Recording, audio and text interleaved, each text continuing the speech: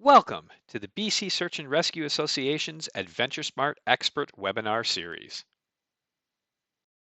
Tonight, it's BC Wildfire Service weather forecaster Warren Morozowski and Fire Information Officer Kimberly Kelly.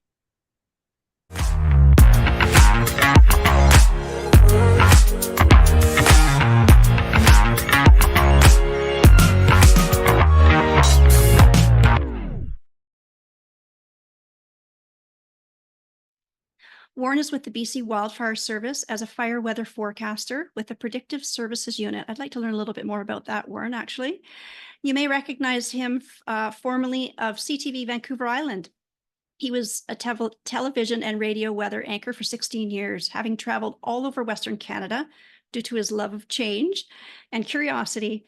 Warren brings a broad swath of experience from all across different environments. As the son of a volunteer fire chief, being able to blend his passions of weather and fire management really makes this a great fit.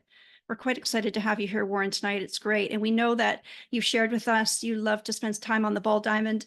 Hiking is also of interest, camping, and hanging out with your coffee and your vinyl, or going to the gym.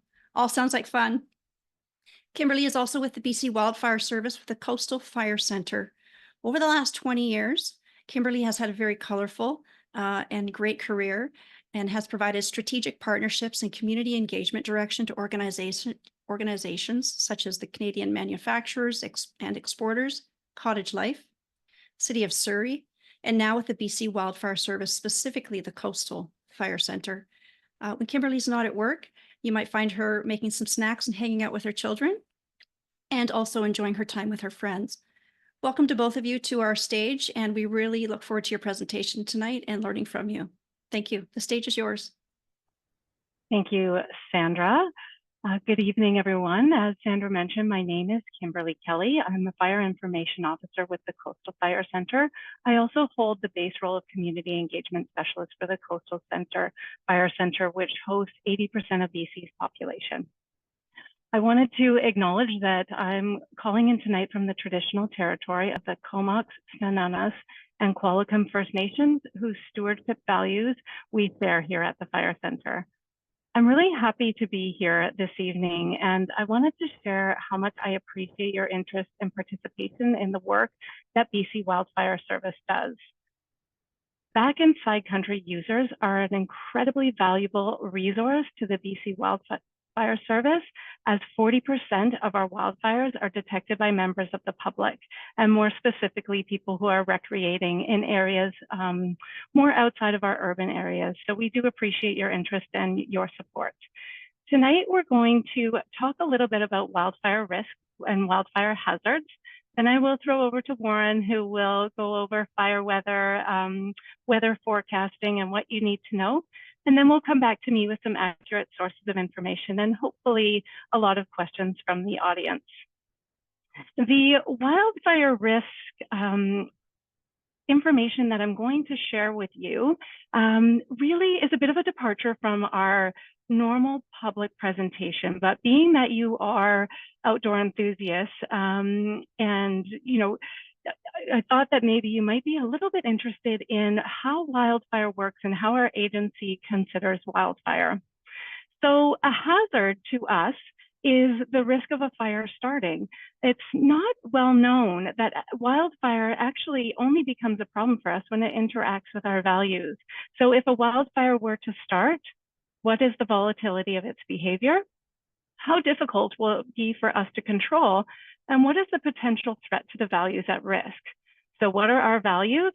Life safety of the public and our responders, critical infrastructure, structures, and sensitive ecological and cultural sites. Lastly, timber. So a consequence can include vulnerabilities in the event of a wildfire interaction with community or infrastructure such as roads. And what redundancy do we have if that interaction were to occur? So if a remote community, the road is closed, is there another access so we can egress community members and so that services can get in? So hazards. So what are the conditions that influence the behavior of a fire? Well, first, fuel. And in the wildfire world, fuel is wood. essentially, or any type of vegetation that is prone to ignite. So, our larger, heavier pieces require a lot more energy to ignite and sustain, but in significant drying trends and preheating, like the 3 weeks we've just seen, these things are more susceptible to ignite. Also, we have our fire spread. So how likely is the fire to spread and in which direction, which is largely influenced by how much fuel is available in the direction the fire is going, slope, fire likes to go uphill, and wind, which we will get into in weather. So other factors that can also influence the behavior of a fire is our topography. So some examples are shown here.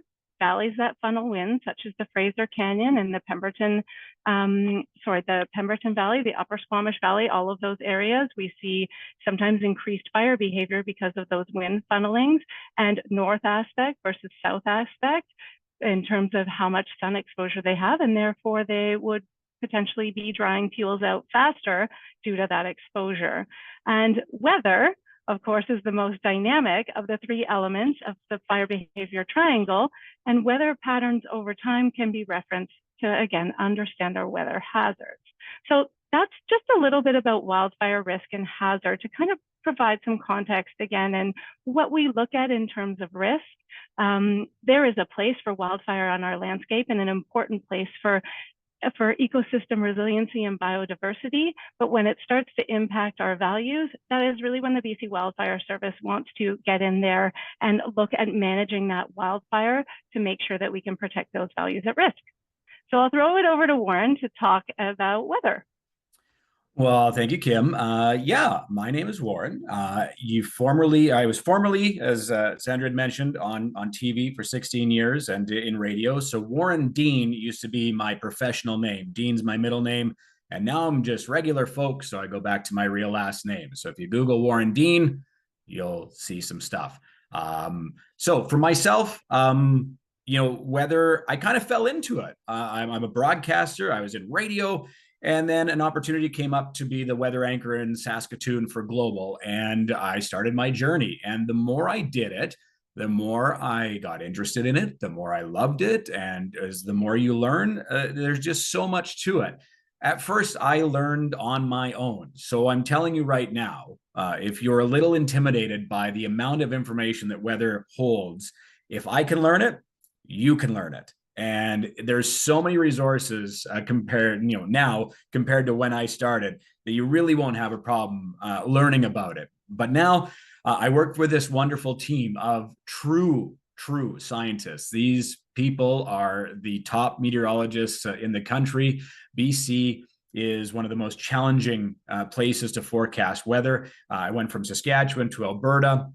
I'm back to Saskatchewan and now out in BC, and I can confirm that BC is the hardest. And it's because we have so many things going on. You guys know as adventure mongers that we just have so many things. There's valleys, there's mountains, there's ocean, there's everything, lakes and creeks.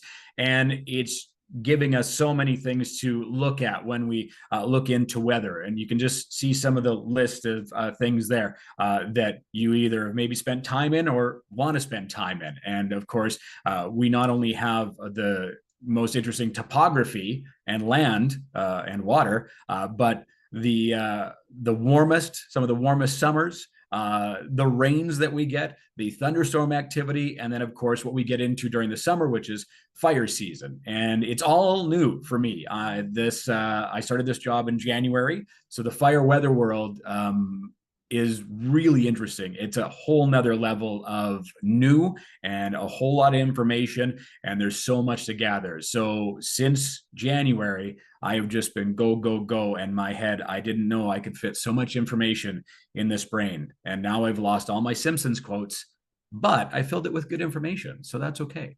Fire weather forecasting. I spent 16 years in media, and you do a broad overview. You're more or less looking for people to have a wedding or a celebration or a picnic or a ball tournament, or not, because the weather is going to turn bad. It's very broad strokes. Fire weather is very intricate. You have to really dig in, and you have to know what's going on in every area that you're looking at in your zone. So we're part of the coastal fire zone. That includes Vancouver Island, Haida Gwaii, North Coast, Sunshine Coast, Pemberton, Fraser Valley. Some of the things we do, obviously, you may have heard, we have a fire here on Vancouver Island. I'm in Victoria.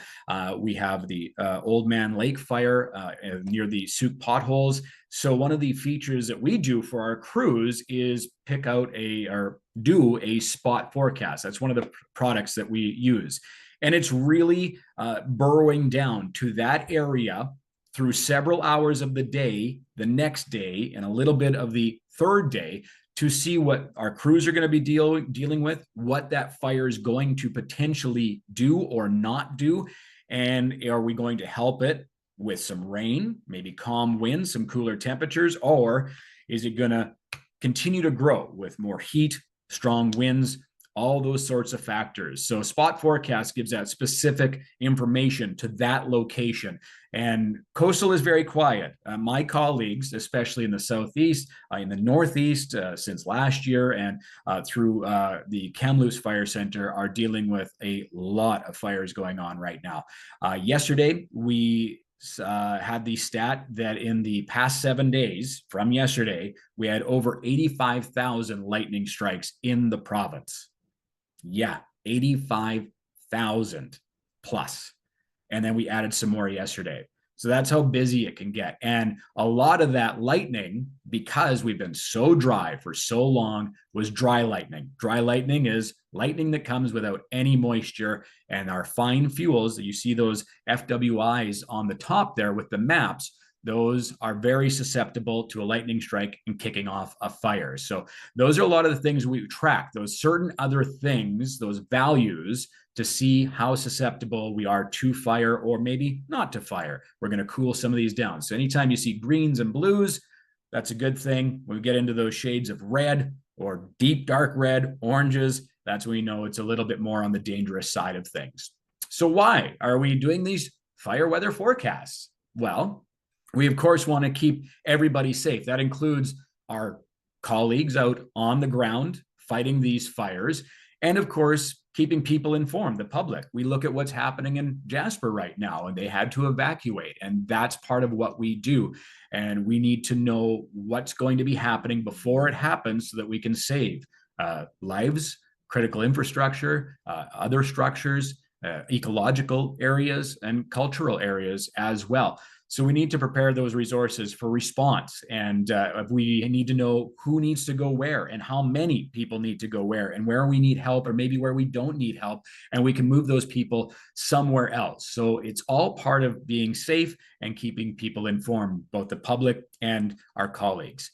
So how do we do this? What do we do? Weather is always the big picture. It's not about what's happening right now. It's about what's going to happen next. And that's very important in fire weather forecasting. So we take a look at our current observations and past observations, temperatures, wind, precipitation, relative humidity, dew points, and the time of year we're in. Obviously, we're in the hottest time of year. We're in the stormiest time of year. We've got about, I'd say, 3 more weeks of really that, high peak severe weather forecasting to look after. But then again, how do we kind of put everything together? A lot of you may know what we use. We use a lot of weather modeling, and there's several models there that you see listed. A lot of them we just kind of jam together, and they're called ensembles, and it takes information from each one. And then we start to see a trend.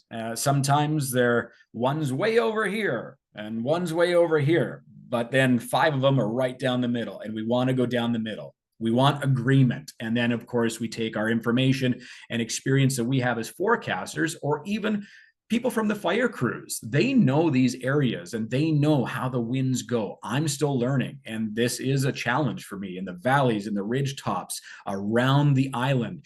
Things move a lot differently. I'm from Saskatchewan.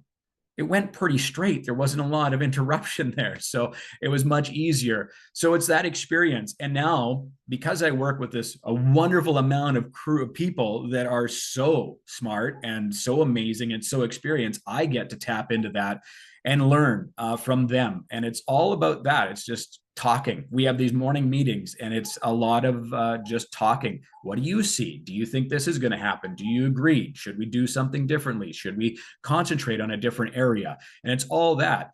And one of the things I used to do, and this was right across from when I was in Alberta and Saskatchewan and here in BC, you rely on the people that have lived here for years. They know the patterns. They know what to expect. They know what's coming their way. And it's always great when you can get out, talk to the public and reach out and make those connections, because you learn those little intricacies that you might not have known about before. So that's kind of handy. Fire weather. 4 most important fire weather variables. So temperature, obviously, we know from July 4th to basically yesterday, we dealt with 20, 21 days, depending on where you're at, of heat. And we're talking 30s and some 40s. And it was the first day today where we saw the bulk of the cooling. And it was the first time the southeast corner of the province had seen temperatures below 34 degrees. So it's been really steamy out there. Relative humidity, that's how much moisture is in the air. That's a big one for us. When things start drying out, then our ground and our environment starts drying out. There's just no moisture there. And then we're, again, more susceptible to those fuels being lit up.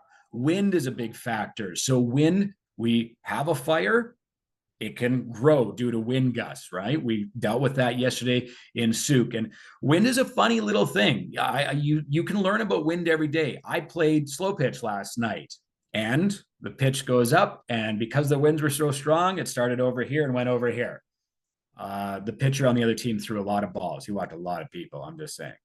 Precipitation. Precipitation is very important, whether you have it or whether you don't. When you don't, we get into trouble. When we have it, we're sitting pretty. And we had a really nice June. We had a January here, especially on the coast, where we did see those cooler temperatures. We did see a lot of precipitation, and that really helped set us up for a slow start throughout many areas. But then as soon as we hit July, again, July 4th, we started to heat up, and that really dried us out. And it doesn't take long, especially for the fine fuel moistures. That's the ones on the ground, right? Those are the first ones, the things that dry out, pine needles and all those things on the ground. And those can dry out really, really quickly. And then you have the duff moisture code, which is just, a little bit deeper in the ground. But if we take a look at what's happening in the Northeast, we knew that they had a very dry winter. They had a very hot summer and a busy summer fire-wise, and no moisture. And those fires really dug in over the winter. And we were digging 6 feet deep in some areas, and the ground 6 feet under was burning. So that's how that can get in. It's not always what's going on up top. It's sometimes what's going on in the vegetation, right?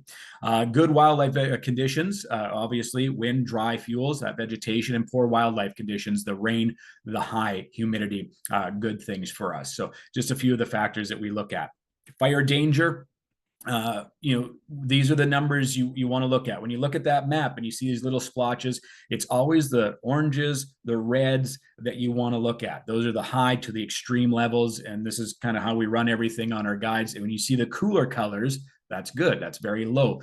So it's just all about kind of looking at those things, where areas are at. We had nice rain through the north over the last couple of days.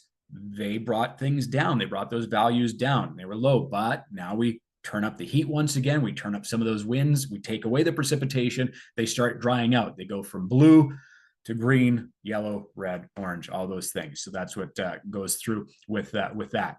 So when you're out and about, or getting ready to go out and about, and are looking at a forecast, you've probably seen our friends at Environment and Climate Change Canada's website.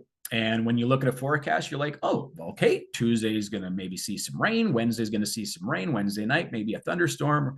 Okay, that's great. So when we look at a forecast like this, and, we get a lot of flack as weather forecasters, you're always wrong. How can you keep your job when you're this wrong? Only referees and weather forecasters can be so wrong and still be employed. It's kind of true, honestly. For me, my comfortability level is 5 days out. After 5 days, you get into 6, 7 days, it gets a little bit dicey because we just don't know. There's so many things going on in the atmosphere and around on the ground, in the air, and the different levels of the atmosphere and in the ocean, that changes happen fairly quick. So when we take a look, 1, 2 days, a human makes that, and we're really confident. Then you get into the next set. Those are those computer models once again. We kind of extrapolate some of that information. We plug it in. We think, okay, maybe we can adjust here or there. And then when you get into those later dates, you get into the next weekend, well, it might happen, but it might not, because that's where things change. And it's like a domino effect. If it changes something on Wednesday, it's really going to change it on Sunday. If you think about, my dad's a woodworker, a perfectionist, a carpenter. If you're out on one corner of something by just a smidge, by the time you get to that other corner, you're going to be out that much more. And that's kind of weather on a long range forecast. So when you see 14 days out, 14 days, that's a long time. A lot of changes are going to happen before you get to day 8 through 14, right? So you want to just keep that in mind. And that's why you want to keep an eye on things kind of on a daily basis, especially if you're going out on a longer trip in an area where, you might be a little bit unfamiliar. You just want to keep an eye on it kind of daily. When you check the forecast and you look at things like, a 60% chance of rain, you see that little icon there. Well, it looks like it's going to rain that day. It doesn't mean that, right? So that 60% chance is a confidence level that it will rain in some of those areas. It applies to that specific area. If you think about the sky above you, if you take a look up, maybe later you can do this tonight, divide it up into a checkerboard. And it's kind of those squares that we work in. And that's just that square has a 60% chance. We're confident that in that square, we'll get some rain. Now, it might hit my house. And if you're 2 doors down, it might not. That's how weather works. Sometimes what I get isn't what you get.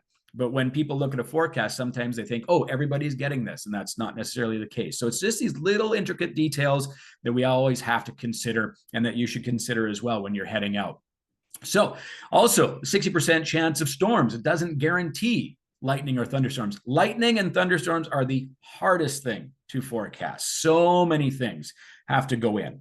I always use the analogy that forecasting a thunderstorm and even making a thunderstorm is like baking. Baking is very scientific, right? It's very exact. It's a science.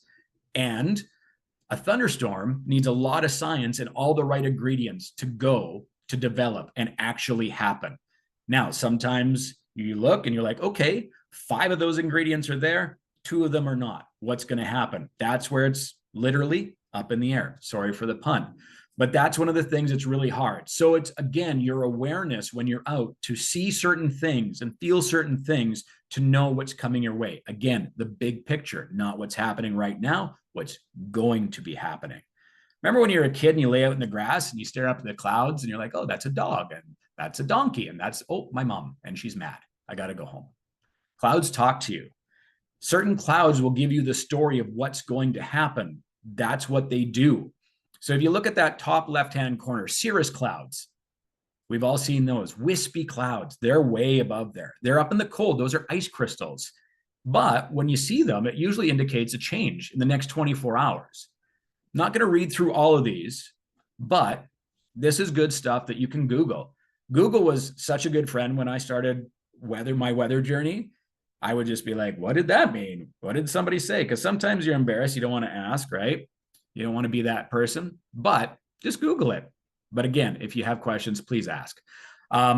We know what storm clouds look like. If you look at the left-hand side and bottom, cumulonimbus clouds, heavy rain, snow, hail. Those are the storm clouds, possibly even a tornado. Again, if the ingredients are right, but the ingredients have to be there. So there's just a whole lot you can look at and do your own research through clouds, but they are something that is really important. And it's something that you can learn on your own and use and then impress your friends with too at dinner parties. Tools. There's obviously a number of tools we use. Thermometers and rain gauges and anemometers and barometers and hygrometers. And you can buy some of these. If you go to a camping store, you probably have some. Maybe it's in your backpack right now. You can use some of this stuff on your own. But one of the most important things is yourself. You are a great weather tool. I always think that people are the best weather tool. Why? Because you can feel the weather. You can feel the air. You leave your house. Oh, I got to go back in and grab a sweater. It's a little chilly out. You can hear it, wind whipping. You can hear the rain. You can even smell the weather. You can smell the rain. You can smell change coming. You can feel pressure. Maybe you have a grandparent that says, well, it's going to rain on Thursday because my knee is now the size of a grapefruit. That's a thing. It's pressure. People get headaches. When I worked in Calgary, Chinooks, people had the Chinook headaches all the time. And that's how their body reacts to pressure changes. And that's another big feature of weather and how you can kind of take notes and be like, oh, something's going on. I feel a little bit of a change. There's so many resources available that are free that are there. There's one behind me. This is Ventusky, which is very similar to Windy, but I use both because I enjoy comparing. But these are great. And you can deep dive into these things, wind and thunderstorms. And again, they're all based on models. They have webcams out there. Maybe you're leaving, in the afternoon, and you can take a look and see what's happening somewhere where you're headed or in the area you're headed. And then, of course, the Avalanche Canada app or website is really good as well. And it really writes things nicely and gives us a lot of information. So a couple of great resources there. So when we do our forecasting, and some of the key things you might want to listen to if you're listening to a forecast, this is from yesterday. So that low right there in the middle, spinning away, is what brought us the wind on the south end of the island and through the southwestern portion of the mainland yesterday, just because of the counterclockwise motion. Low pressure, unstable atmosphere. Usually it has a trough or a cold front with it, rain, storm, winds. It's not the best. It's not the good stuff. And if you see a low, it always turns counterclockwise. If you head down to Australia, it's the opposite. Northern hemisphere, counterclockwise. Southern hemisphere, clockwise. Ridge of high pressure, fair to good, stable weather. That's the stuff we like. It's sunny, it's calm, it's usually hot, but that's how we also dried a lot of our environment out because we had a big ridge of high pressure for a long time. And fire smoke, we see what we're dealing with now. And I was just in Saskatchewan for a family wedding. The smoke moved in on Thursday and it sat right up until I left, and it choked us out on Saturday. And I was very happy to come back to the coast because I was done with it. But a lot of our areas here in BC don't get that break as well. So obviously, when we look at this, and if you take a look at that low, it's pushing things from the southwest to the northeast, and you can see that turn in the smoke as well. It's all connected. So that low is the driver, and that's going to move that smoke out of there and into that direction. It all just kind of works together. It's a very harmonious thing. So those are just a few of the things we look at. And if I just kind of continue here, there's a couple of features. If you look on the left-hand picture, you see the big bow to the right-hand side or the eastern side of that low, that's a ridge of high pressure. When you see that on a map, that's a ridge. If you see it coming downwards, that's usually a low, a trough, usually, and you can kind of go from there. That a ridge of high pressure, oh, it looks pretty nice in Saskatchewan right now. They're getting heat, getting the smoke, but it's stable.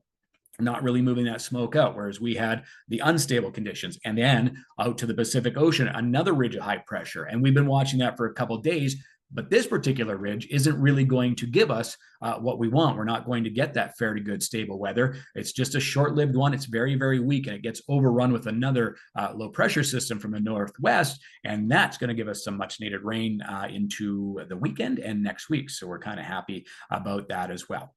So just one final slide here as we'll stop my rambling now. There's just a couple of additional resources. You can plan your adventures.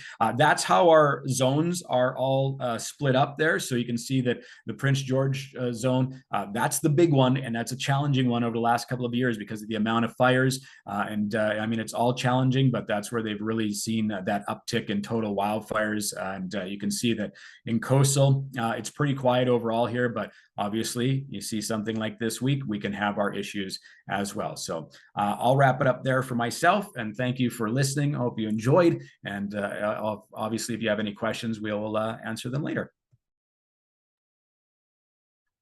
Thanks, Warren. So I wanted to go now just to some accurate sources of information. This is kind of a place where we want to share information with you, and we would like you to share information with us. So the BC Wildfire Service has a free interactive map and mobile app. So you can use this on any iOS or even your laptop device. It's single, it's unified. It actually automatically updates from our dispatch. So this information is actually in real time. And this is information that we as officers sometimes use when we're off site as well. So it can be a tool to us, but I'm going to walk through some of the features of it because as travelers and as outdoor enthusiasts, there are many features here that are going to be able to support you when traveling on your adventures. So the map can be accessed by downloading the app, the BC Wildfire Service app, or it can also be accessed on your desktop if that's how you would prefer to review it. Again, it shows everything in real time and is a great resource of information to you. So again, you can just, if you want to, if you're using your desktop, you can just favorite this bcwildfire.ca. And you can go to this at any time and be able to have access to what the fire situation is. So you'll see here on the desktop application, this is our comprehensive web hub for wildfire information, and it's across the province. So it will provide users with a provincial situation report. If you want to know everything that's going on in wildfire in the province, it will be there. But you also can get information on specific incidents or geographic areas, including control efforts, evacuations, any prohibitions, or fires of note. So it also links to our social media channels. If you are interested in understanding how we respond to wildfire or updates on some of our larger and more complex fires, the YouTube channel is a really great resource. So if we look at our new wildfire map, you can see here, we've upgraded it. So you see kind of a crisp modern map. You can use your magnifying icon to hover over one of the fires or click on any of those fires to get more information about that area, what's going on. Again, the resource and control efforts that are in there, and we endeavor to upload any other information from local government regarding any type of evacuations or road closures through the Ministry of Transportation and Infrastructure. So you'll see across the bottom there, there's a legend, whether you're looking for the dashboard, a map, and the third one there is a saved section. And so what you can do is you can actually save a geographic area, whether it is your home, your cabin, a favorite place to travel to, and you can select a radius of up to 100 kilometers to be automatically notified if in real time, if there's a wildfire posted in that area or if there are any changes. So I strongly encourage anyone who is recreating in the backcountry, plug your location in there, use that saved location notification. So even if you're on your way there or you've arrived, you can be notified in real time of any wildfire activity. So also, if you look at these incident details, there's an opportunity to get full details about a wildfire. So in that full details place, you have evacuation orders, you have the size, the status, our resources. So there are a number of details there that you might want to look through to really get a sense of what's going on in the area that you're going to, maybe an area that you love or an area that you have property or frequent. So a lot of great features there, a lot of information on there that you might want to access, again, if you're looking to go somewhere. And so I strongly encourage you, if you have not downloaded the app, please do. Part of the reason that that's very important to us is you could see on the dashboard below, there is a reporting function as well as the saved function. So in the reporting function, if you are reporting a wildfire based on the location that you're at, you can upload photos and you can put in a geographic location that gives us more accuracy than it would if you were calling into the 1-800-663-5555 number. So we strongly encourage, again, if you are in cell service, to report a wildfire. Even if you're out of cell service, you can report this wildfire, it will save it, and it will push through when you come back into cell service. So again, you can report it in real time, get the information in there. It will store in there until you're back in cell service, and that will push through to our Provincial Wildfire Reporting Center. So beyond that, there's this more menu. If you need to know more, or if you would like to know more, you can use this in terms of our resources, ways to contact us, our blog, and all of our social media accounts, which we are very active on in terms of updating current status of fires. And the YouTube channel, again, is a great source of information of how we do the work that we do. So just a few more resources here. I've gone over most of them, but there is also an information hotline if you do not have cell service and you wanted to call into a 1-800 number. It is a phone tree system, so you select the fire center you're looking for and you follow the phone tree along to get your information. But again, we have the Wildfire News dashboard app map, which contains that information, prohibitions, evacuation alerts that are posted by local governments, orders, and there's all of our social media channels there. If that is not enough information for you, each fire center has a fire information office, and I've listed here, we can put it into the chat, the email of someone like myself in every fire center who is rostered during fire season to answer questions beyond what is posted on the app, the website, and the social media channels. So lots of ways to access information. The best and fastest way for you to access information is through the BC Wildfire Service app. I also wanted to share that these other information sources are out there for you. So we've got the reporting wildfire line, of course, Emergency Info BC, the reporting line. The reporting line is if you see a contravention of a campfire prohibition, for example, you can report it through there. Drive BC, that's the Ministry of Transportation and Infrastructure that is responsible for roads. Of course, the AdventureSmart trip planner. And then also you can look for stages of evacuation on local government. It's really important for you to know the jurisdiction of the community or adjacent communities that you are going to get the right information. The Coastal Fire Center, for example, our jurisdiction is land that the Crown refers to as Crown land, reserve land, or BC parks. Anything outside of that might be in the jurisdiction of a local fire department, for example, and they might have different regulations or restrictions than the Coastal Fire Center. So it's really important for you to kind of know either where you are or where you're going to make sure you're checking the right source of information for activities that may be prohibited or restricted. So that is what I wanted to share with you this evening from the Coastal Fire Center. And again, reiterate that a valuable resource to us is your detection and reporting of wildfires when you are out recreating. There's definitely a safe way to recreate, even in a high fire load in our wildfire season. It's just important for you to be informed to make the best decisions that you can when planning your outdoor activity. Marvelous. Well, thank you very much. We've got a lot of questions, so we'll just jump right into them, I think. Looking back at the question, the topic that you just covered, which is where do we find reliable information? Christy has a great question. She's coming from Saskatchewan. She's planning a trip to BC.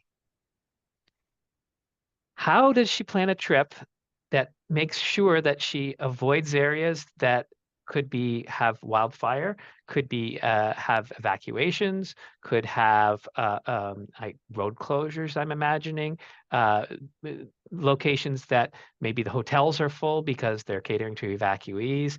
How does someone actually try and get all of that information into their brain, especially when you don't know the areas very well, and then subsequently synthesize that information and come out with a plan of where do I visit? Well, maybe I'll start from an information perspective. And Warren, if you have anything to add, in terms of weather, I'd love to hear your feedback as well. Wildfire is such a dynamic situation.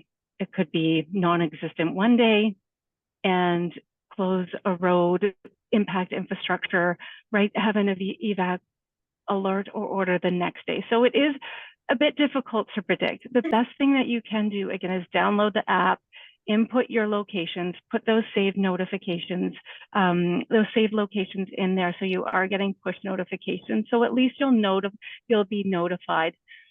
I can say it's often that when we post a wildfire on our app or on the wildfire dashboard, it doesn't necessarily mean that there are impacts to communities, that there are impacts to values. You may be very easily and safely able to travel through the area that a wildfire is active.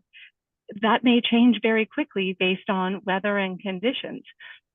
So it's a bit of a non-answer answer, but I think the best thing that you can do, again, is download the app and monitor it very carefully.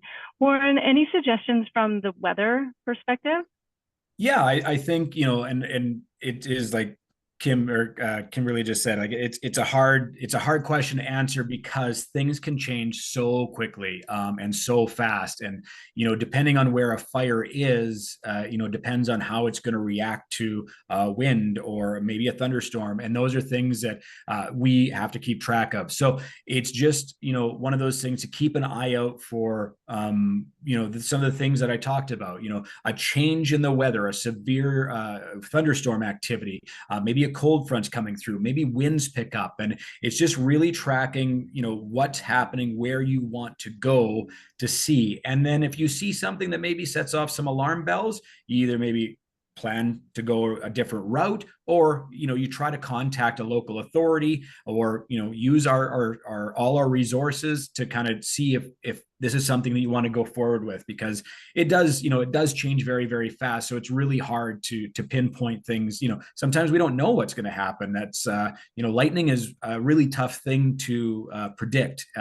If I could say on Tuesday at 4:30 there's going to be a lightning strike right here on spot X, I'd be a very rich, wealthy man, but we can't do that, unfortunately. So there's so many unknowns in this environment, in this world, that it's really hard, and it's just really the person's responsibility to keep themselves up to date, get as much information as they can to make the best choice for themselves.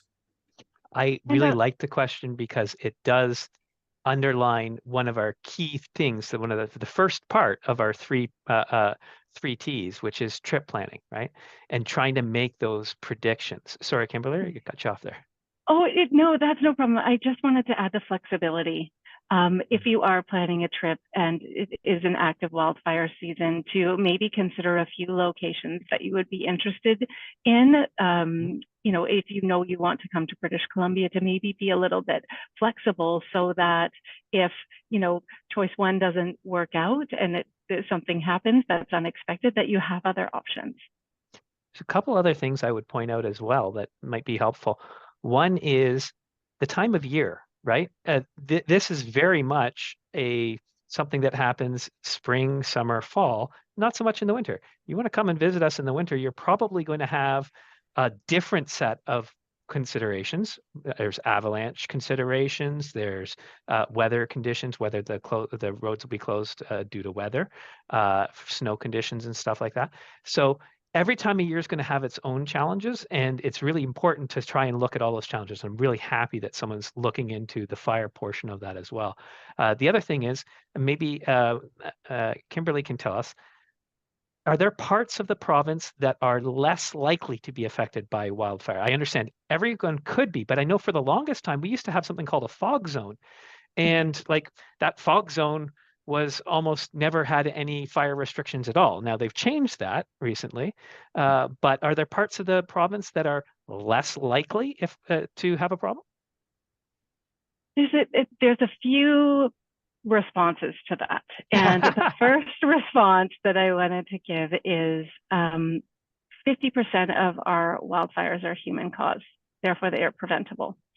So sometimes, when we look at more or less fire prone areas, the big piece for us is prevention and preventing those human caused wildfires, as well as early detection. So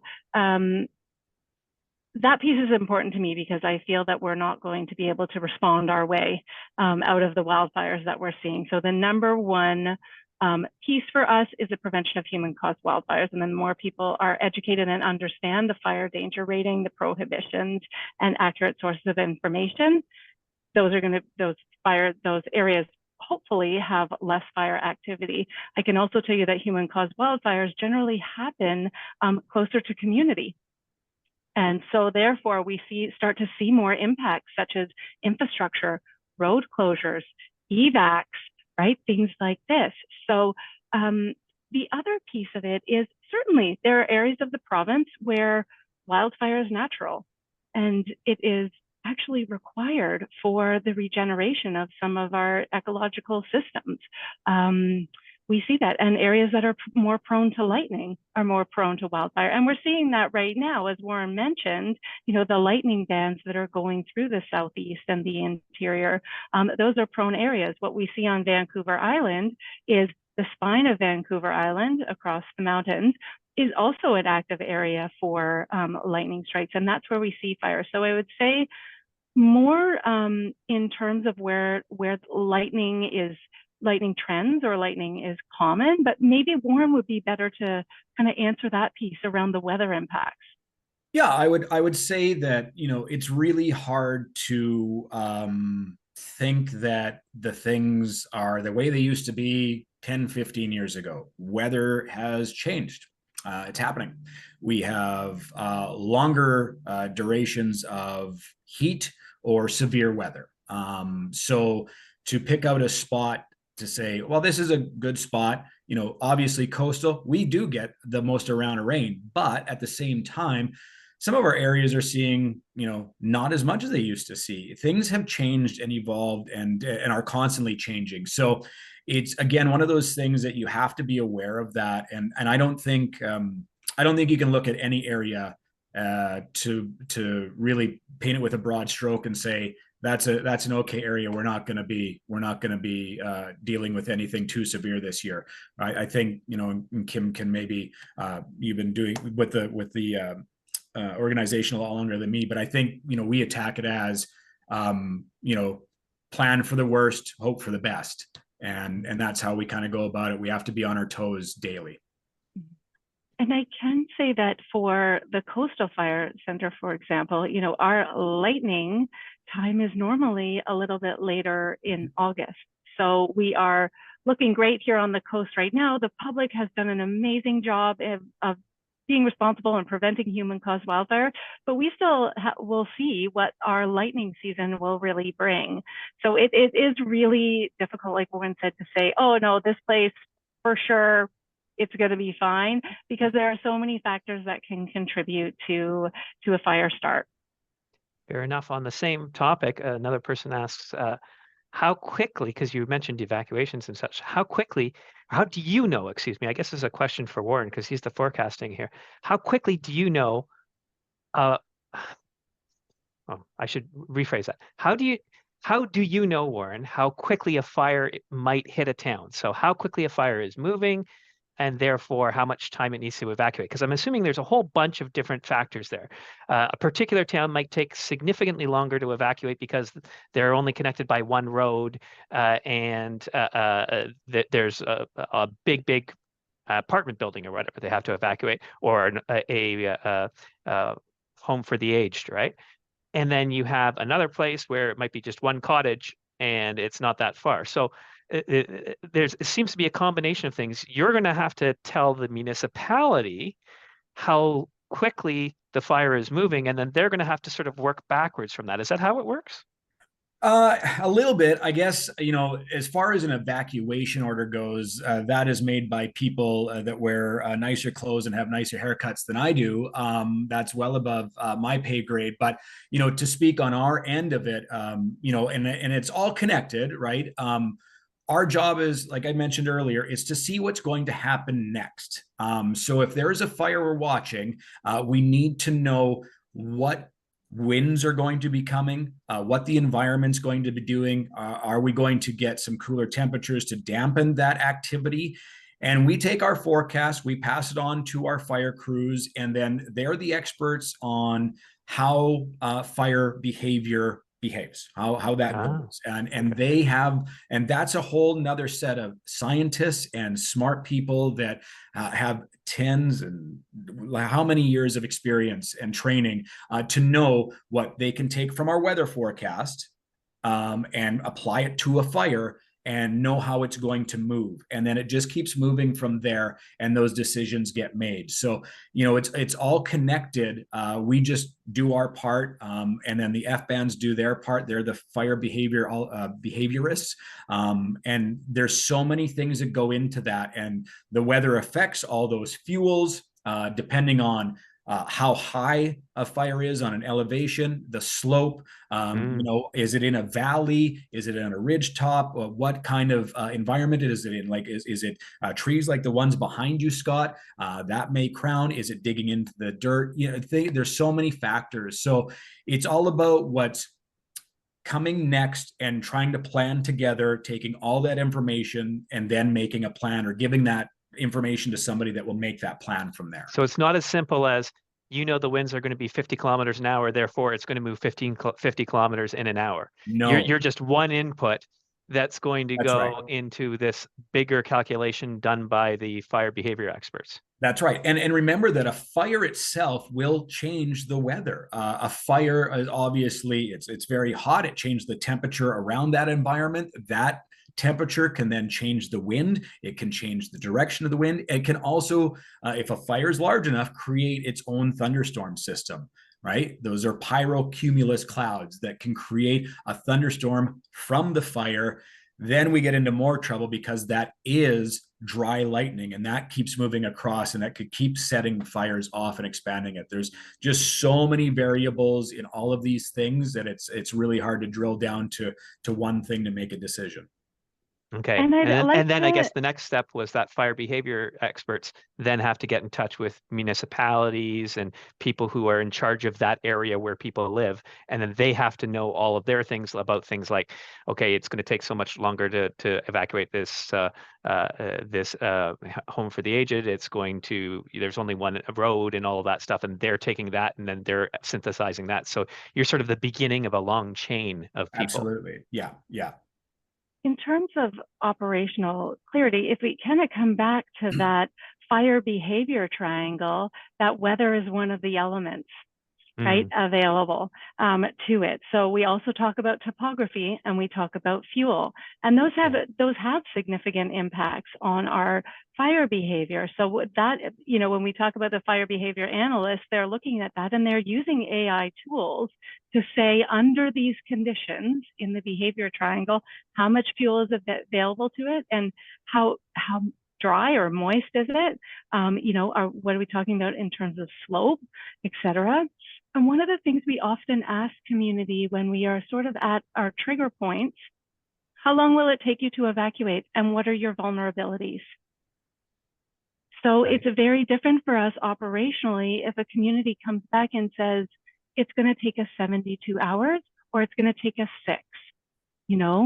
We're vulnerable in these places. One road in, one road out is very common for us on the coast.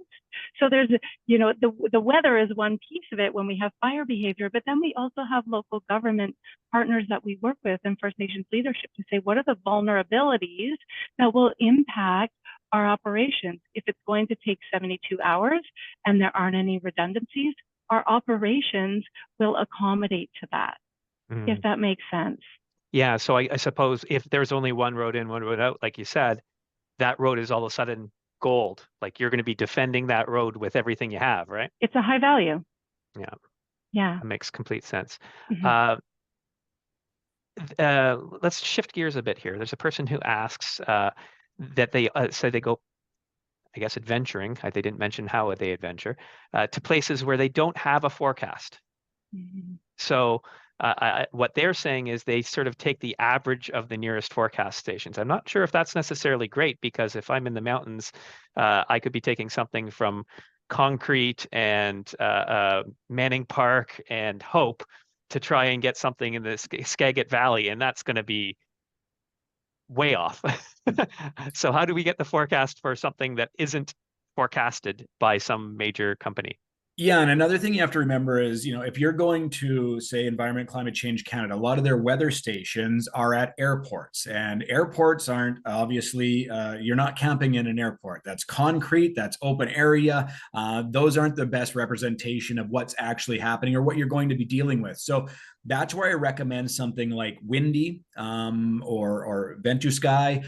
You can zoom right into where you want to be, and they do a great job of showing you, where, your elevation, and is it in a valley, is it on a hillside, all those things, and you can kind of see. And then if you dig into, is a cold front coming, and they'll have those graphics on there and stuff. And, maybe it's coming in a couple days, that a cold front's going to create some wind, it's going to create some instability, it might create a thunderstorm, showers, things like that. It's really about digging into and using those resources to that specific area to help yourself out. 3 questions left. One is, someone mentioned each year we hear about other provinces coming to BC to help us out, and that's quite common in other countries as well. Do we ever go to other places? Like, do we ever send resources to, I don't know, Ontario? Absolutely. What we're seeing more and more as well is that we're working more on an international land base. So working with countries that maybe have the opposite wildfire seasons to us, Australia, parts of South America. So what we're really looking at in that program is building the resource capacity that can go cross-border and go internationally, so that if we have wildland firefighters that are trained and available in their off-season, to bring them in, and similarly support more the Southern Hemisphere countries in their active season. Neat.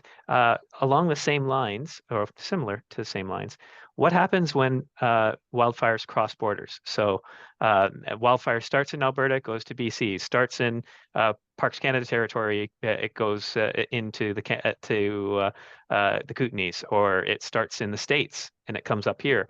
How do you guys work that? Because you can't independently be working on that, right? There has to be some kind of coordination. Yeah, we would go into a joint command situation. We often have, particularly, in other parts of the province, that the U.S. border that fire crosses, and similar to Alberta. So our organizations work side by side on that, and so we would take like a united front in responding to that together.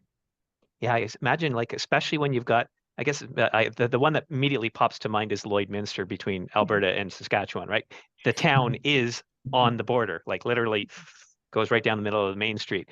You have to have coordination, and there are some smaller communities that are close to the border in BC. Like I can think of Field, British Columbia, is of course it's part of the BC Parks, but then you've got Golden right just outside of the BC Parks, and so having that coordination, especially when there's something of high value on one side and maybe the other side's not as high value, that's going to be really important.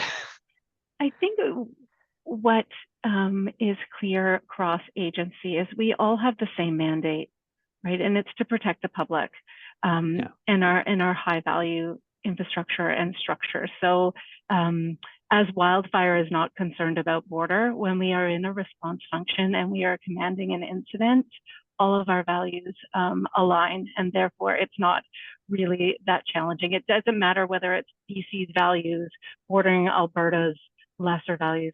We come to the table together to respond in a way that protects all of our values. Yeah, it just makes sense, right? Like there's no point. Today it happens to be on the BC side. Tomorrow it's going to be on the Alberta side. What is the point in having any kind of animosity? It just work together, get it done, right? Final question for the day. What are your recommendations for hiking in smoky conditions? So I don't know where they're going with this. If they're talking about because hiking in smoky conditions, maybe I'll throw it to Sandra for this. It might obscure your trail or make it hard to determine where you are, and like you won't be able to see the same things, and your navigation might be off. And then the other part of it I can think of is just inhaling and having difficulty breathing, and being an asthmatic. Hi, Mom. I actually can tell you a proper fitting N95 with a 3M Aura mask that's really well taped, it does actually a great job of keeping the wildfire smoke out, because I've done it, and I've gone and when I actually took the mask off for a second to like rub my nose, it was like, oh my God, it's horrible. It was much worse than I thought. So it's not perfect, but it does do a relatively good job. So that's the part I'll go from the health side. I don't know if you guys want to jump in on the health side, but Sandra, I was wondering about from navigation and such. Do we have any tips on that? It's a unique one. And I think, Warren hit the nail on the head about the differences now versus 10, 15, 20 years ago, and how we need to all rethink things and consider different scenarios. We talk a lot about what ifs. What if Sandra breaks her ankle today? What if she falls off her mountain bike? What if she heads out for a hike and then the visibility is limited and I need to navigate? So to me, that goes back to training. It goes back to using the gear that I have with me, if that's map and compass, knowing where I am, knowing where my location is, to be able to share that with first responders if I do need to call for help. That's really important, to be able to share those coordinates effectively if you're prepared and equipped and knowledgeable on how to do that. The second most common reason for search and rescue incidents in BC is people get lost and disoriented. They're not sure where they are or how to reset themselves back on the trail, or figure out where they need to go, or share where they are. We have lots of stories about that. We don't have time for those, but I think you get the gist. And just knowing where you are and how to move through that terrain safely. So it goes a little bit to the trip planning, our 3 T's. It goes to training as well. And it also goes to making those common sense decisions. Warren talked about, we know what it feels like to go outside. We feel that weather. We also know that we can make decisions to not go, and we can choose to save it for another day and use our sound judgment, pre-hike, pre-adventure, and then use your training and knowledge and skills when you're in the situation. Great advice.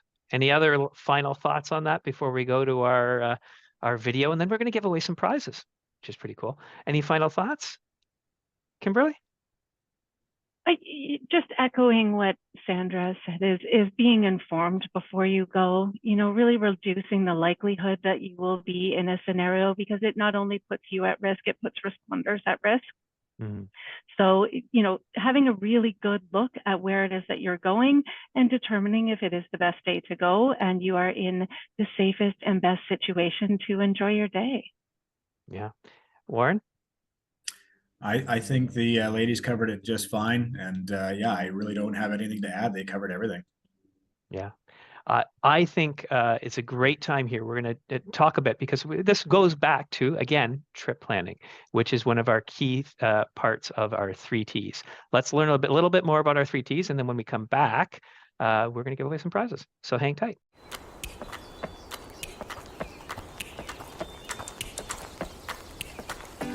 So, you want to be AdventureSmart. Mm-hmm. Good. But what is being AdventureSmart? Being AdventureSmart is really all about taking responsibility for your own safety and following the 3 T's. Got it. What are the 3 T's? What are the 3 T's? The 3 T's are the trifecta of outdoor safety: trip planning, training, and taking the essentials. The 3 T's can vary from person to person, activity to activity, and season to season. But here are some important ways to ensure you are prepared and safe on your next adventure. Trip planning. We could go on forever about this one. Trip planning is an essential step and one of the easiest ways we can stay safe on our adventures. This is something that should be done every time we head into the outdoors, whether for a few hours or multiple days. Trip planning can be broken down into 4 simple steps. Planning your travel route and navigation is about picking a trail or route based on its difficulty that's relative to your experience, ability, and the amount of time you have. Know your limits.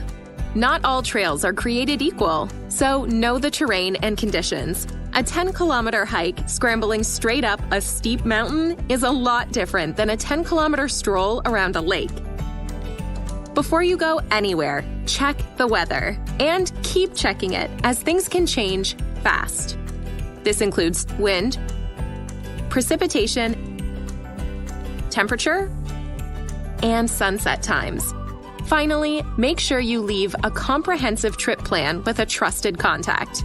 Keep in mind, this may not be your mom or dad or best buddy. Choose someone you can count on if you were to get into trouble. A comprehensive trip plan might be as simple as sending your trusted contact a text or email with key information about your activity, or using the AdventureSmart app, which allows you to enter a detailed trip plan. Training doesn't mean being an elite athlete or being queen of the mountain on Strava. Training is a continuous process of outdoor recreation. It's about developing the necessary skills and abilities to be safe. This might include working your way up to that big summit hike, taking a few courses to expand your wilderness and backcountry knowledge, navigation and route finding courses, or even learning more advanced skills like rescue and emergency training. You have planned and trained. Now make sure you take the essentials. Taking the essentials means packing everything you potentially need to stay warm, safe, and dry if an emergency unexpectedly arises. What if you rolled your ankle or got hurt? What if you got lost and had to spend the night outdoors? Take the time and be prepared to look after yourself. So that's it. Those are the 3 T's. That's it.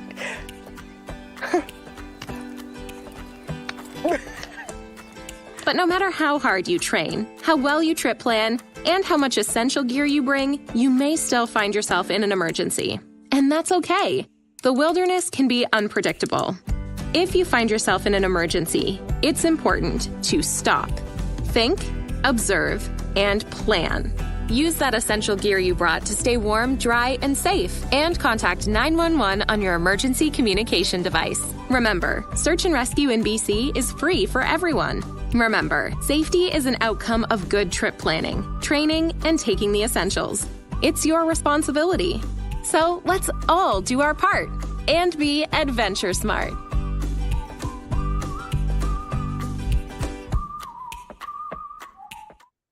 Welcome back, everyone.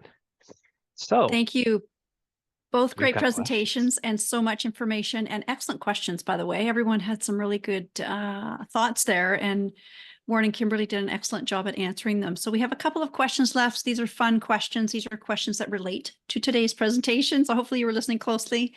The first prize will be from Bright Source. They offer some excellent light sources, really, really great product. We're quite grateful for their support. This was part of Warren's presentation. So the first one to answer this will be contacted, and we will connect you with Bright Source to have your prize shipped your way. Warren was talking about resources, and in one of his slides, he mentioned 2 that are excellent. We've referred to them before, and they're really worth mentioning and thinking about. What are those 2 weather resources that Warren suggested in his slide deck tonight? he actually Talked about a mentioned lot. he mentioned some in the slide deck. He also mentioned some verbally, and we actually have someone. We have a number of them who have come back with the same ones that he said verbally. So you know what? I think we can take that. Eventu, Sky, and Windy. Those were definitely 2 of them. I noticed you had the Environment Canada and Environment Change or Climate Change Canada was another one. And there was also a bit, the AVCAN, or the Avalanche Canada. Avalanche Canada's Mountain Weather Forecast was in there. So those are great. So we're going to make sure to put the answers in the chat as you guys have, and we'll pick the first winner off the top of the chat there. And then I'm going to send it to you in the email that you registered with. Wonderful. And the last question tonight before we wrap up, and thanks for sticking around for these few extra minutes. We really appreciate it. That goes to Warren and Kimberly as well for being a little bit over. I thought this was quite interesting. So on the app, Kimberly was mentioning this. What's the radius on the app that you can be notified of a wildfire? I thought this was a lot more than I thought. I was quite impressed by this, and Kimberly said it very nonchalantly, and I was impressed by that radius. So Excellent. we've got answers already. So some people saying 100 kilometers, some people saying 50 kilometers. What's the right answer, Kimberly? It's 100 kilometers. You can actually pick 25, 50, 100, but the largest radius is 100 kilometers. Marvelous. Superb. It's very comforting to know. On behalf of the 3,400 search and rescue volunteers in the province of BC, our entire team here at BC SARA, thanks to Scott for his leadership this evening. It's always appreciated, and his expertise. Warren and Kimberly, expert guests, I'd have to say, for our second last webinar in the summer series. We've had a wonderful summer, only one more to go. Sad and excited for winter all at the same time, but not just yet. I'd also like to share our thoughts with everyone who's affected by the wildfires in our neighboring province over in Alberta and also here in British Columbia. Thanks to the BC Wildfire Service for all they do. And everyone who joined us tonight, thanks for getting informed and getting a little bit more prepared. If you have any questions, get in touch with us and we hope to see you again. Good night, everyone. Have a safe summer. Good night, folks.